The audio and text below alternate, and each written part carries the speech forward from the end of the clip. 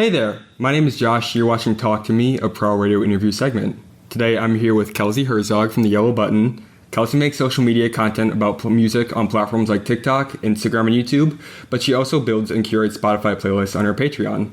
It's so nice to talk to you today, Kelsie. Yeah, you too. Thanks for having me. Yeah, no problem. You do so many different things on the internet that it's kind of hard to describe it in one title or position. So when someone asks you, what's the short answer that you give? I usually say I talk about music on the internet. Yeah. The word content creator, I feel like doesn't fit with what I do. Okay, yeah. I guess it does at the same time. It's kind of tough, but I usually say, I just talk about music on the internet. Yeah. Things. And I understand you've been just a casual music fan and enjoyer for a long time. So what inspired you to take your love of that to social media? So I started doing this back when I graduated high school, so when I was 18. Okay. And I got a vinyl box in the mail, and I was like, why don't I just post this on YouTube? So I posted that on YouTube, and kind of from there I gained a little following, and it was never something that I wanted to do. It was just something that kind of happened. And then same with TikTok. I started posting during the pandemic, just like everyone else, just random music stuff, and then all of a sudden it blew up really fast. It was very scary, so just kind of something that happened. Mm-hmm. And did you always have the name The Yellow Button? And where did that come from? So it's so random. It honestly doesn't mean anything much. Yeah. But my old username used to be Brand New Buttons, because back in the Tumblr days, you used to pick 2 different names and stuff. So I did Brand New the band. Oh, okay, yeah. R.I.P. And then Buttons, because it was just a random noun. So I did that. And then I was talking to someone. I was trying to come up with a more clever name to kind of feel like the music curation thing. And she's like, "What's your favorite color?" And I was like, "Yellow." And she's like, "Why don't you do Yellow Button, like the Yellow Button?" So that's where it came from. That's awesome. It's nothing too in-depth, but... Yeah, but it's a good story, Yeah. you know? And on the internet, I feel like you've built your personal brand around just the appreciation of music, which is really refreshing, I think, in the digital age.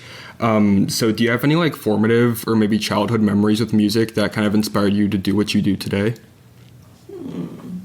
I would say kind of when I was 16 and 17, I just used to go to a ton of shows. Nice. Lots of pop punk shows. Yeah. I was a pop punk kid. I like going to shows a lot, so it kind of influenced where I am now and just the broader thing. Came from pop punk music. Yeah, and that's crazy actually, because my very next question is, I read in one of your written interviews that you only used to listen to pop punk music. So yeah.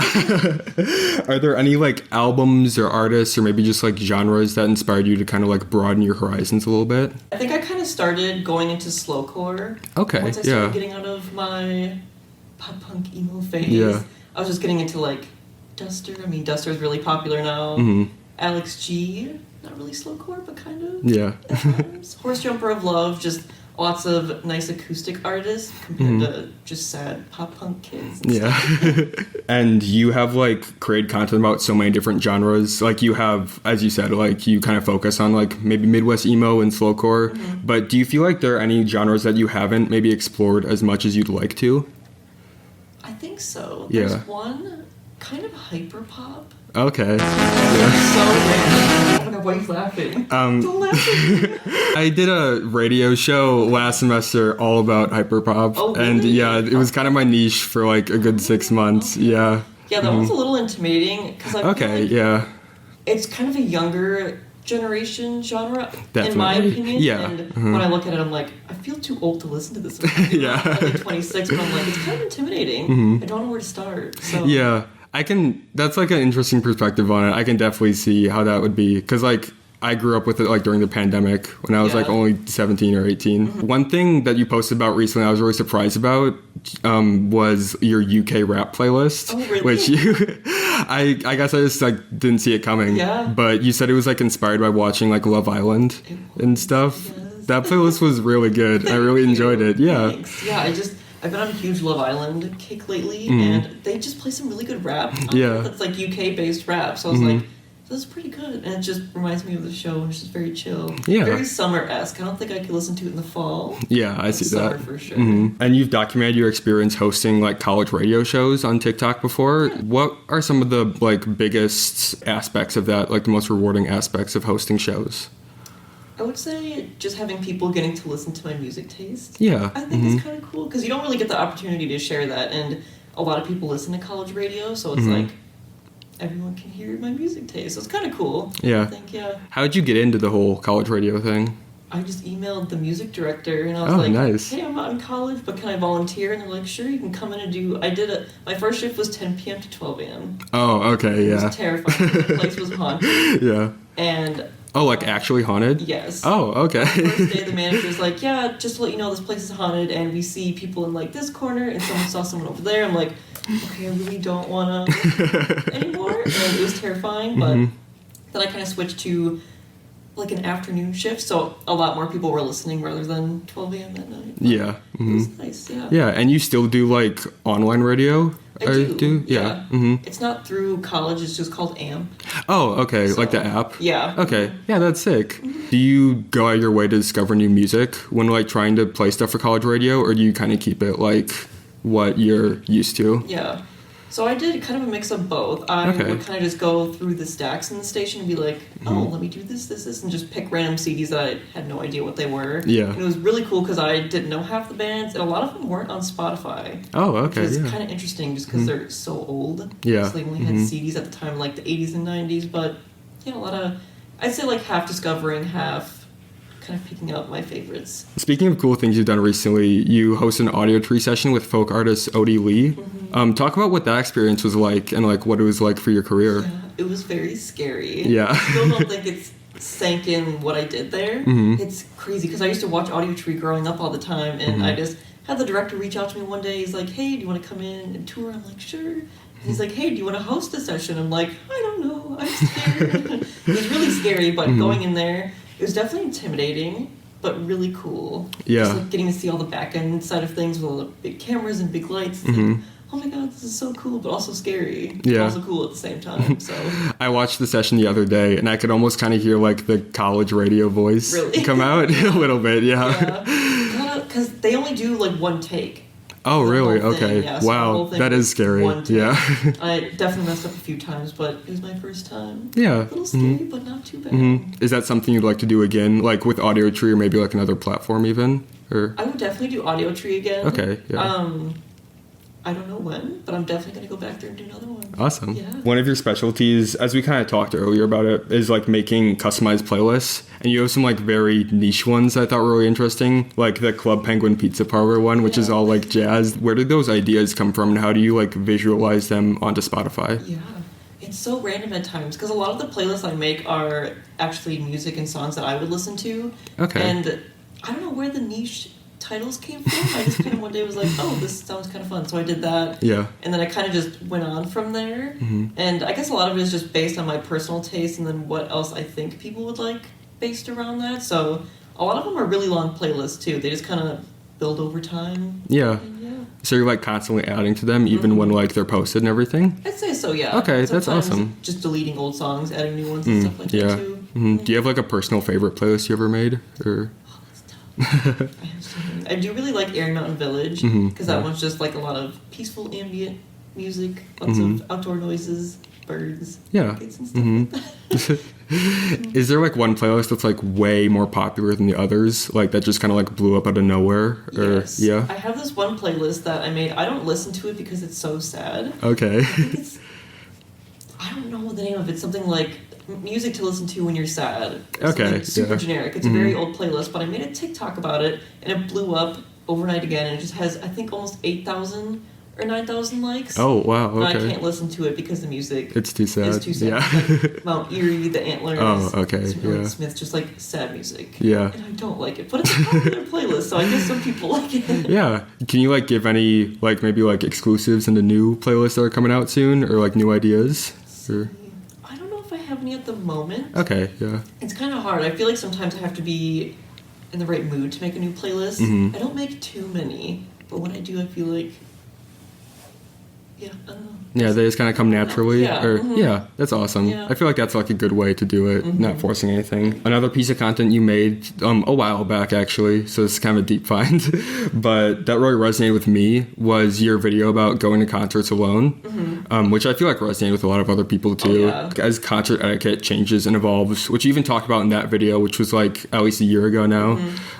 What are some like misconceptions that you think people might have about going to shows alone still? I would say it's just some people might still think it's scary, Yeah. which I definitely get because I still get scared going, but honestly, everyone cares more about themselves and people looking at them than the other way around. So just know that everyone is thinking about themselves and not you. Not like a mean aspect or anything, but just you're just kind of chilling, hanging. No one's like, oh, what a weenie. They're just thinking about themselves. Do you still go to shows alone pretty often then, or? I do sometimes. I'm going to one alone next Friday. Oh, nice. In Chicago. I'm a little scared, but it'll be okay. Yeah, this is kind of like a curveball, but we like to catch our guests off guard at Prowl Radio. So something that we do every single time is we ask people to pull out their Spotify and tell us what their most recently listened to song is. This is my most recent. Yeah, I guess like what's playing like right now when you open the Spotify app. It's a podcast, so I guess I don't know if that counts.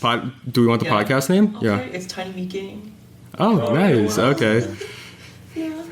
Up on home, top right corner, there should be like a little clock. Press that. That should show you like your history. Oh, that's cool. Teaching yellow buttons. Yeah. Cool. If you want to collaborate, little like. You didn't know this is on Spotify. That was some good teamwork there. Yeah, I like that. I don't remember listening to the song, but it's called Choke by Omni. Okay. But I was listening to my Discover Weekly this morning. Oh, nice. Okay. Well, thank you for doing that. We like to do that every single time, and like it's funny to get different responses. On the subject of music, have you heard any like new or upcoming artists recently that you're like particularly excited about? I would say, yeah, off the bat, Nick Shoulders. Okay. Do you know Yeah. who that is? I don't know. I'm sorry. Kind of like a country folk Americana type singer. Okay, yeah. He yodels. Oh, nice. It's really cool. Not Yeah. like you'd expect like a cool yodel. Nice. He's really Yeah. cool, but yeah. Nice. So you just mentioned we're listening to Discover Weekly. Like, how do you find new artists all of a sudden? Because I feel like every time I watch one of your TikToks, like there is a new artist that like I've never heard of before. I would say a lot of it is just making the playlists themselves. Some of the artists just like come up on the recommended on the bottom, or before when I would do Patreon, I counted how many playlists I made. It was 1,200. Wow. Yeah. Like customized playlists for people? Yeah. Oh, okay. Yeah. It became really overwhelming, so I stopped doing it. But just making all those playlists, my music knowledge is like expanded so broad, and I think just making different types of playlists for people in just different genres really helped me discover like lots of new music and just genres I wouldn't normally listen to. But that sometimes on TikTok, I find random songs just like scrolling through on videos and stuff. But a lot of it is just.